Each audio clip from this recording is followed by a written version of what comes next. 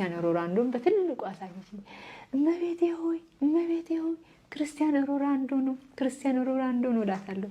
ስላት ልጄ በደንብ ስሚኝ፣ ክርስቲያኖ ሮናልዶ ኢትዮጵያ ይመጣል። ጥቅምት 21 ኢትዮጵያ ይመጣል። 2017 ጥቅምት 21 ኢትዮጵያ ይመጣል፣ ታገኘዋለሽ ትለኛለች። እንዴት ሆኖ እመቤቴ ሆይ? እኔ እኮ እንግሊዘኛ አልችልም፣ እንግሊዘኛ ትምህርት አልችልም፣ እንግሊዘኛ እኮ አልችልም። እንዴት ሆኖ ክርስቲያኖ ሮናልዶን አገኘዋለሁ አልኳት። ስላት ልጄ ለ12ቱ ሐዋርያቶች 72 ቋንቋ ነው ቃል ኪዳን የሰጣቸው፣ ቃል የገባላቸው። እኔ እግዚአብሔር ምስክሬ ነው።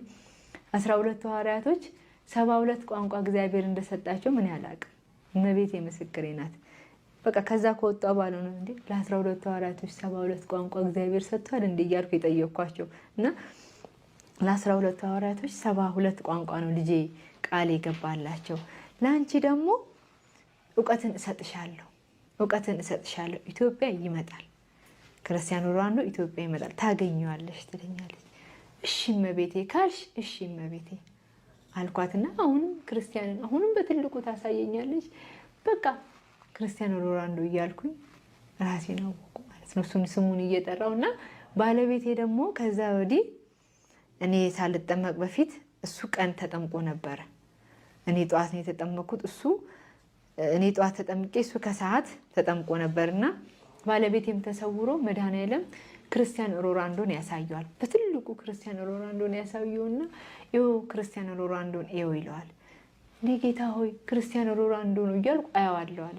አየውና ክርስቲያኖ ሮናልዶ እያለ ራሴን አወቅኩ አለ እና ወጥቶ ለእኛም ሲነግረን ክርስቲያኖ ሮናልዶን አየሁት፣ እኔም አየሁት አልኩት። ተገናኝተን ማለት ነው።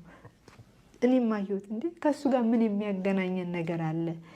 እኔ ኳስ እንደማን እሱም ባለቤቴም ኳስ ደጋፊም አይደለም፣ ግን እንዲሁ እንትን አይልም፣ ኳስ አያይም። ያለመውደድ ሳይሆን ከስራውም አንጻር ኳስ ቁጭ ብሎ የማይበት ሰዓት ስላሌለው አያይም። ኳስ ግን እንዲሁ እናየዋለን፣ ቤት ውስጥም በዩቲዩብም እንዲሁ ባለቤቱንም ልጆቹንም እንዲሁ አንዳንዴ እናያለን እና እናደንቋለን፣ ማንኛውም ሰው እንደሚወደው ማለት ነው። እና እሱ ቅድሚያ እሱን ያየው ባለቤቴ ቅድሚያ መድኃኔዓለም እሱን አሳየውና እሱ አየ። ግን እኔ ደግሞ የካቲት ጥቅምት 21 2017 ኢትዮጵያ እንደሚመጣ እንደማገኘው ታገኘዋለሽ።